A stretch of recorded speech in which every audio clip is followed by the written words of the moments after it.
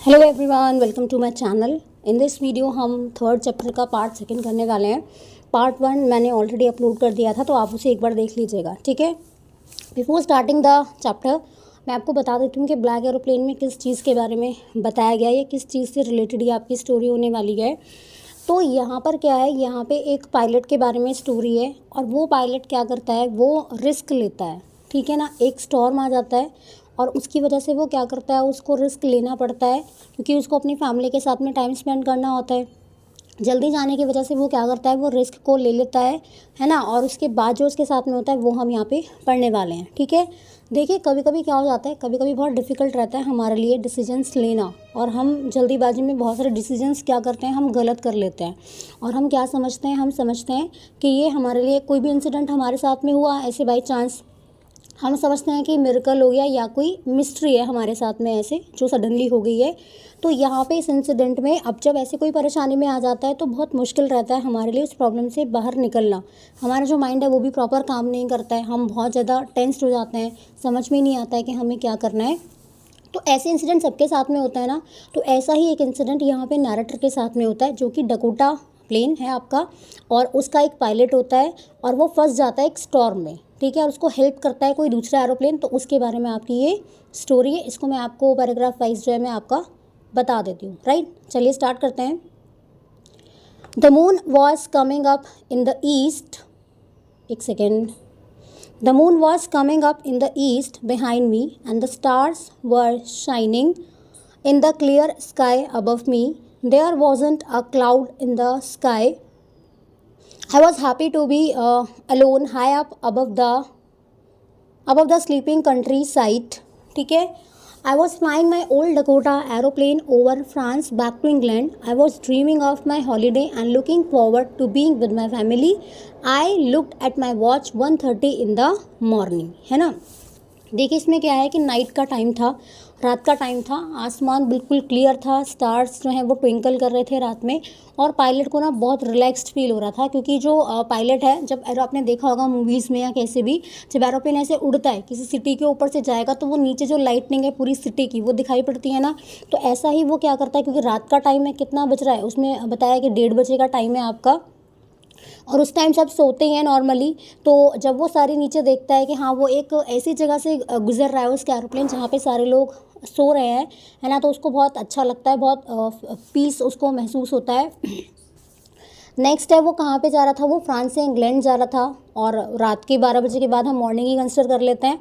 तो यहाँ पे क्योंकि एएम चल जाता है आपका, तो वहाँ पे वो क्या था, अपना टाइम देखता है, घड़ी में टाइम देख लेता है, और 1:30 बजे होते हैं वहाँ पे। अब वो क्या करता है, वो इसी टाइम में सोचता रहता है सारी चीज़ों को। क्या सोचता है कि मैं जो है अपनी फैमिली के साथ में हॉलीडे जो है उसको स्पेंड करूँगा, ठीक है। फिर वो आगे क्या कहता है, I should call Paris control soon, I thought as I look down past the nose of the aeroplane, I saw the lights of a big city in front of me. I switch on the radio and sent Paris Control Dakota DS088 here. Can you hear me? I am on the way to England. Over. The voice from the radio answered me immediately. DS088, I can hear you. You ought to turn 12 degrees west now. DS088. Over.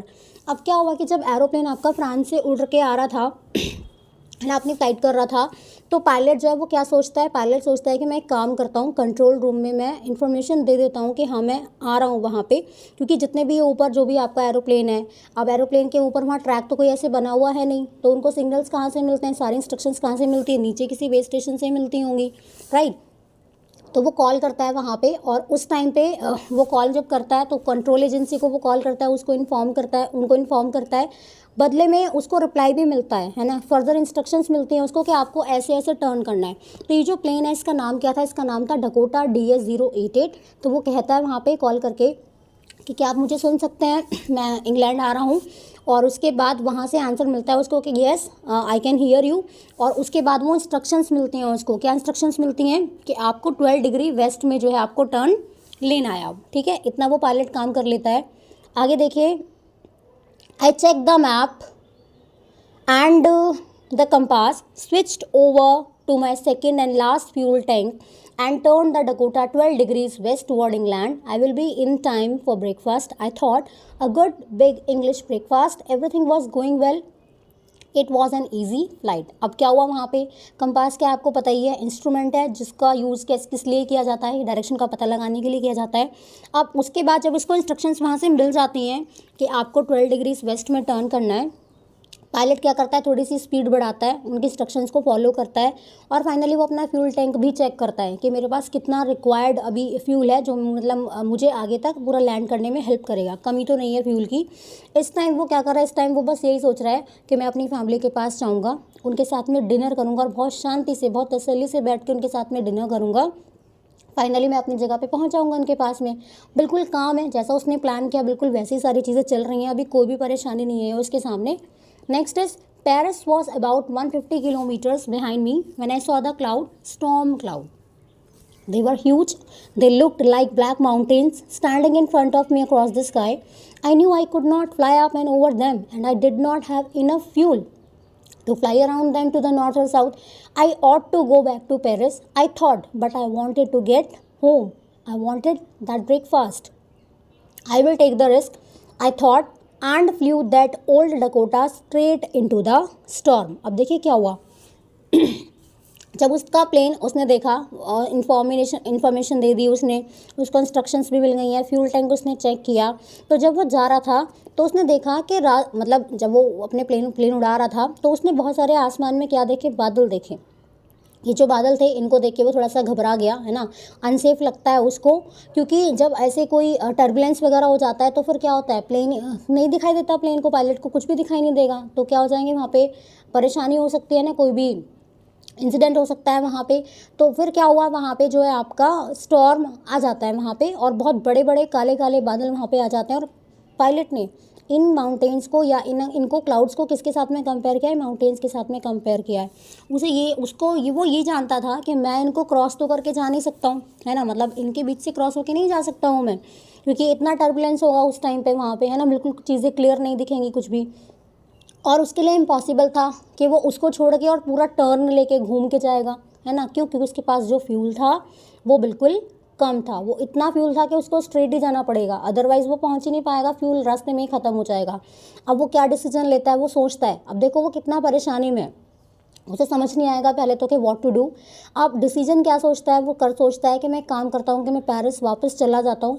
लेकिन जो pilot का decision था वो क्या था, वो बहुत उस मतलब डिटर्मिनेशन के साथ वो अपना डिसीजन लेता है। फिर वो सोचता है नहीं, मैं अपनी फैमिली के साथ बैठ के मुझे ब्रेकफास्ट करना है, तो मैं क्या काम करूँगा, मैं अपनी फैमिली से मिलूँगा, है ना, और मैं पूरे दिन का जो भी उसने एन्जॉयमेंट सब जो सोच के रखा था, जिसको वो प्लान कर रहा था, उसको ख़राब नहीं करना चाहता था। तो उसने क्या किया, उसने डिसाइड किया कि I will take the risk, कि मैं रिस्क लूँगा। कौन सा रिस्क है अब ये रिस्क है उस स्टॉर्म से क्रॉस होके जाना। तो उसने सीधा क्या किया, अपने प्लेन को स्टॉर्म में से क्रॉस करके जाने का डिसीजन ले लेता है वो, ठीक है। Inside the cloud everything was suddenly black, it was impossible to see anything outside the aeroplane. The old aeroplane jumped and twisted in the air. I looked at the compass, I couldn't believe my eyes, the compass was turning round and round and round. It was dead. It would not work. The other instrument were suddenly dead too. I tried the radio. है ना, तो उसने अब क्या किया, देखो ये plane में बैठा है ना, जहाँ पे पिक्चर में आप ऐसे देख लो कि जा रहा है, और ये पूरा जो ब्लैक ब्लैक है ना, मतलब ये स्टॉर्म है वहाँ पे। तो जब वो अंदर गया, अपने एरोप्लेन को लेके गया, सारी चीज़ें उसको बिल्कुल ब्लैक लग रही थी, क्योंकि कुछ भी दिखाई नहीं पड़ रहा था उसे, बिल्कुल इम्पॉसिबल था एरोप्लेन के बाहर भी कुछ भी देख पाना। अब उसका जो एरोप्लेन था वो जंप होने लगता है और एयर में ट्विस्ट करने लगता है ना, ट्विस्टिंग स्टार्ट हो जाती है वहाँ पे। उसने कंपास देखा, उसे अपनी आंखों पे विश्वास नहीं हुआ, क्योंकि कंपास भी turn round and round and round घूम रहा था। कंपास ने काम करना बंद कर दिया, ठीक है। वो सोचता है कि बाकी के इंस्ट्रूमेंट देख लेता हूँ एक बार, कि कोई इंस्ट्रूमेंट जो है वो काम कर जाए, लेकिन सारे इंस्ट्रूमेंट क्या हो चुके थे, बिल्कुल बंद हो गए थे। उसने रेडियो भी ट्राई किया, बट रेडियो भी नहीं काम कर रहा था, क्योंकि सारे इंस्ट्रूमेंट क्या हो गए थे आपका, अब बिल्कुल मतलब डेड हो चुके थे, है ना, और वेदर इतना ख़राब होता जा रहा था और वो बिल्कुल हेल्पलेस हो गया इस टाइम। मुझे समझ में नहीं आ रहा है अब मैं क्या करूँ। फिर वो क्या कहता है, Paris control, can you hear me? There was no answer. The radio was dead too. I had no radio, no compass, and I could not see where I was. I was lost in the storm. Then in the black cloud quite near me, I saw another aeroplane. It had no lights on its wings, but I could see it flying next to me through the storm. I could see the pilot's face turn towards me. I was very glad to see another person. He lifted one hand and waved. Follow me, he was saying. Follow me. He knows that I am lost. I thought he was trying to help me. अब उसने Paris control agency में call किया होगा but उसे कोई answer नहीं मिला. उसे लगा कोई मेरी हेल्प कर देगा इस टाइम पे. पहले तो कनेक्ट हो गया था बट अब कनेक्ट नहीं हो पा रहा था ड्यू टू बैड वेदर. अब वो जब थोड़ा क्लाउड्स में अंदर गया और है ना बीच में पहुंच गया, सारी चीज़ें फेल हो गई भाई. कोई इंस्ट्रूमेंट काम नहीं कर रहा है. अब उसे कुछ भी समझ नहीं आ रहा है क्या करूं. लेकिन तभी क्या होता है, उसको एक दूसरा एरोप्लेन वहाँ पे दिखाई पड़ता है. थोड़ा उसको सांस मिलती है ना, मतलब राहत मिलती है उसको कि हाँ चलो ठीक है कोई है मेरे साथ में. दूसरा जो एरोप्लेन है उसने वहाँ पे एक पायलट का फेस उसको दिखता है ना, और ऐसा लगता है कि वो उसको हेल्प करने के लिए वहाँ पे आया है. उसने सोचा अपने आप से कि ये दूसरा वाला जो पायलट है तो बहुत काइंड है ना, ये मेरी हेल्प करने के लिए आया क्योंकि इसको पता है शायद कि मैं खो चुका हूँ यहाँ पर और मुझे कोई रास्ता नहीं मिल रहा है, तो शायद ये मेरी हेल्प करने के लिए यहाँ पर आया है. अब उसने क्या किया आगे, ही turn his aeroplane slowly to the north in front of my Dakota so that it would be easier for me to follow him. I was very happy to go behind the strange aeroplane like an obedient child. After half an hour, the strange black aeroplane was still there in front of me in the clouds. Now there was only enough fuel in the old Dakota's last tank to fly for 5 or 10 minutes more. I was starting to feel frightened again, but then he started to go down and I followed through the storm. Suddenly I came out of the clouds and saw two long straight line of light in front of me. It was a runway, an airport. I was safe. I turned to look for my friend in the black aeroplane, but the sky was empty. There was nothing there. The black aeroplane was gone. I could do. One second. I could not see it anywhere. अब देखो क्या हुआ इसमें आगे वो क्या बताता है, वो यहाँ पे कहना चाह रहा है. सडनली वो उस क्लाउड से बाहर निकल जाता है और देखता है कि सामने उसको दो लाइंस दिखाई पड़ती हैं, बिल्कुल स्ट्रेट लाइन दिखाई पड़ती हैं लाइट्स के अपने सामने. वो क्या आ गया था, अब रनवे आ गया था. वो कहता है, चिल्लाता है कि एयरपोर्ट आ गया है, मैं बिल्कुल सेफ़ हूँ. उसने ढूंढा, मतलब कि जो दूसरा एरोप्लेन उसको हेल्प कर रहा था वो कहाँ गया, लेकिन स्काई बिल्कुल खाली था, कुछ भी नहीं था वहाँ पे. ब्लैक एरोप्लेन जा चुका था और उसको वो कहीं पर दिखाई नहीं दिया. I landed and was not sorry to walk away from the old Dakota near the control tower. I went and asked a woman in the control center where I was and who the other pilot was. I wanted to say thank you. वो जब नहीं जाता है तो वो मतलब उसने अपने डकोटा के बारे में कुछ नहीं अब उसे याद है. अब वो सीधा कहाँ पे जा रहा है, वो गया अपने कंट्रोल एजेंसी के रूम में, वहाँ पे है ना कंट्रोल सेंटर में, जहाँ पे वो इंक्वायरी के लिए गया होगा किसी काम के लिए. तो वहाँ पे वो जाता है, जाके पूछता है कि बताओ कौन सा दूसरा पायलट था जिसने मुझे हेल्प करी, मैं उसको थैंक यू कहना चाहता हूँ, है ना. She looked at me very strangely and then laughed. अब जिस वीमेन से वो क्वेश्चन पूछ रहा था, ये प्लेन का जो ये था आपका पायलट, तो वो बहुत हंसने लगी उसको देख के. उसने बहुत सरप्राइजिंगली उसको देखा, है ना. उसने कहा अनदर एरोप्लेन, दूसरा aeroplane up there in the storm, वहाँ तूफान में कोई दूसरा aeroplane. No other aeroplanes were flying tonight. तो वो उसको बताती है कि अभी ऊपर जो है आसमान में कोई और प्लेन जो है वो नहीं उड़ रहा था, तुम्हारा एक अकेला वहाँ पे प्लेन था जो उड़ रहा था, जिसको मैं रडार पे भी आपको चेक करके मतलब बता सकती थी, मतलब देख सकती थी मैं उस टाइम पे, और कोई भी वहाँ पर नहीं था, है ना. नेक्स्ट है आपका so who help me to arrive there safely without any more fuel in my tanks. Who was the pilot on the strange black aeroplane flying in the storm without lights? अब वो जब उसको कहती है कि यहाँ पे कोई भी नहीं था, तो वो जो है बहुत सरप्राइज हो जाता है. तो सोचता है कि मैं मतलब कौन था जिसने मेरी हेल्प करी, और उसने मेरी हेल्प क्यों करी होगी ये तो उसे पता नहीं था. तो कहता है कि किसने मेरी हेल्प करी, उसने मुझे हेल्प किया, बिना कंपास के बिना रेडियो के मुझे यहाँ तक सेफली पहुँचाया है. इवन मेरे पास क्या था, मेरे पास वो भी नहीं थे, मेरे पास प्रॉपर फ्यूल भी नहीं था बिल्कुल भी, है ना. और फिर भी मैं यहाँ पे आ गया. वो पायलट कौन था उस ब्लैक एरोप्लेन में, और जिसने मुझे हेल्प किया, जिसने मुझे इस स्टॉर्म से बाहर निकालने में हेल्प करी. उस प्लेन पे कोई लाइट्स वगैरह भी नहीं थी. नीचे आके पता करता है तो नीचे भी क्या होता है, कुछ भी उसको नहीं मिलता है वहाँ पे. Okay.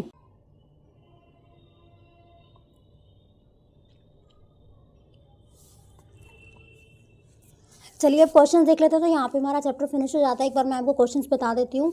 I will take the risk, what is the risk, why does the narrator take it. अब वो यहाँ पे स्टेटमेंट है I will take the risk. तो स्टेटमेंट किसने बोला था, जो पायलट था डकोटा DS-088 का, उसने ये स्टेटमेंट दिया कि I will take the risk, है ना।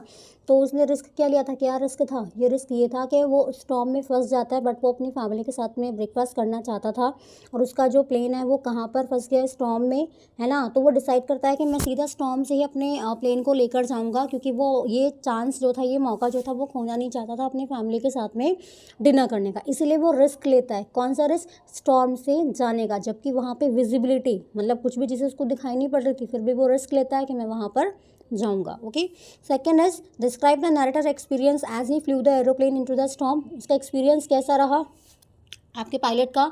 अब जो पायलट है, जैसे वो स्टॉर्म के अंदर गया अपने प्लेन को लेकर, उसका जो प्लेन था वो ट्विस्ट करने लगा, जंप करने लगा, कुछ भी क्लियर नहीं दिख रहा था उसको, है ना, बस ब्लैक ब्लैक उसको क्लाउडी दिख रहे थे। जब उसने कंपास को चेक किया, रेडियो को चेक किया, कुछ भी काम नहीं कर रहा था, क्योंकि टर्बुलेंट वेदर था, बैड वेदर था, डरने वाला एक्सपीरियंस था, बिल्कुल फ्राइटनिंग एक्सपीरियंस था पायलट के लिए। फ्यूल टैंक ख़त्म हो रहा था उसका, लगभग एम्प्टी हो जाता अगर वो घूम के ऐसे जाता वहाँ से, बट वो क्या लेता है, वो तो रिस्क ले लेता है ना। 10 मिनट से ज़्यादा वो उड़ा नहीं सकता था अपने एरोप्लेन को। और उसके अलावा लाइट्स वगैरह नहीं थी, जिसने दूसरा वाला जो एरोप्लेन जिसको वो देखता है, उस पर लाइट्स वगैरह कुछ भी नहीं थी। और ऐसा लगता है कि वो जो पायलट था, दूसरा वाला जो पायलट था प्लेन का, वो उसको हेल्प करने के लिए आया है। नाइटर उसको चुपचाप फॉलो करता रहता है, ठीक है। और फाइनली उस स्टॉर्म से वो बाहर निकल जाता है। नेक्स्ट है व्हाई डज द नरेटर से I landed and was not sorry to walk away from the old Dakota. Statement का मतलब क्या है, पायलट बहुत खुश हो जाता है कि वो सेफली लैंड कर गया है, जबकि इतने स्टॉर्म में मतलब डेंस स्टॉर्म में वो फंस जाता है। और यहाँ पे वो मतलब ग्रैटिट्यूड की फीलिंग से जो है वहाँ पर जाता है कंट्रोल सेंटर में, उस पायलट को थैंक यू बोलने के लिए जिसने उसको हेल्प किया वहाँ पर, है ना, कि इतनी फियरसम सिचुएशन में उसने उसको हेल्प किया, बट उसे सॉरी फील होता है। क्यों, क्योंकि वो उसको थैंक यू नहीं बोल पाया, है ना, कि उसको थैंक यू नहीं बोल पाया दूसरे वाले पायलट को। What made the women in the control centre look at the narrator strangely. अब वुमेन जो होती है वहाँ पे कंट्रोल सेंटर में, वो उसको इतना स्ट्रेंजली क्यों देखती है इसका रीज़न क्या है, इसका रीज़न ये है कि वो जो विमेन होती है वो उसको स्ट्रेंजली इसलिए देखती है क्योंकि जब नैरेटर उसको बताता है किसी दूसरे एरोप्लेन ने उसको हेल्प किया, है ना, रनवे पे बिल्कुल सेफली लैंड करने में, तो उसको सरप्राइज लुक इसलिए देती है क्योंकि वो बताती है उसको कि नैरेटर के प्लेन के अलावा वहाँ पे कोई और दूसरा प्लेन नहीं था। इवन रडार पे भी कोई भी ऐसा प्लेन जो था वो उसको नहीं दिखा था। लास्ट क्वेश्चन है आपका, who do you think help the narrator to reach safely, discuss this among yourself and give reason for your answer. अब इसका ऐसे तो आप एक्सप्लेनेशन दे नहीं पाएंगे कि कौन था वो अननोन पायलट जो था वो कौन था, क्योंकि इसमें मेंशन तो कुछ ऐसे किया नहीं है ना। तो हम मान सकते हैं कि हो सकता है नैरेटर ने, क्योंकि इतने टेंशन में था वो, है ना, इतना मतलब डिस्टर्बेंस था उसके साथ उस टाइम पे, तो हो सकता है कि उसको ऐसा लगा हो, है ना, उसको ऐसा लगा हो कि शायद कोई और पायलट प्लेन है वहाँ पे जो उसको हेल्प करने के लिए आया हो, है ना, उसने ऐसा मान लिया। मतलब जैसे कभी कभी हम क्या करते हैं, फैंटेसाइज कर लेते हैं ना हम कि हाँ ये चीज़ें हैं, ऐसी नहीं है वैसी नहीं है, तो हो सकता है उसने ऐसा सोचा कि कोई मेरी हेल्प करने के लिए आया है, जबकि वो बहुत अच्छा पायलट था। ये जो नैरेटर है वो बहुत अच्छा पायलट था, है ना, बहुत ब्रेवली उसने उस स्टॉर्म से बाहर निकलने की कोशिश करी। बट एग्जैक्ट आंसर तो हम इसका नहीं ऐसे दे सकते हैं, या फिर आप ये भी बोल सकते हैं मे बी कोई सुपर नेचुरल पावर हो, बट अकॉर्डिंग टू चैप्टर यहाँ पे कुछ ऐसा मेंशन तो है नहीं, तो हम इसको तो नहीं कह सकते आंसर। ये आप अपनी मर्जी से आंसर लिख सकते हैं जैसा आपको लगेगा इसमें। तो यहाँ पे हमारा ये वीडियो कंप्लीट हो जाता है। इसमें हमारा ये चैप्टर 3 का पार्ट 2 कंप्लीट हो गया। नेक्स्ट वीडियो में हम अगला चैप्टर कंप्लीट करेंगे। एग्जाम से पहले प्लीज़ ये वीडियोस देख के जा सकते हैं आप। इससे आपका जो कंप्लीट रिवीजन है वो यहाँ पर हो जाएगा। सारे क्वेश्चन आंसर का भी हो रहा है साथ साथ में, है ना, चैप्टर के साथ में क्वेश्चन आंसर्स का भी हो रहा है। ओके, थैंक यू, मिलते हैं नेक्स्ट वीडियो में।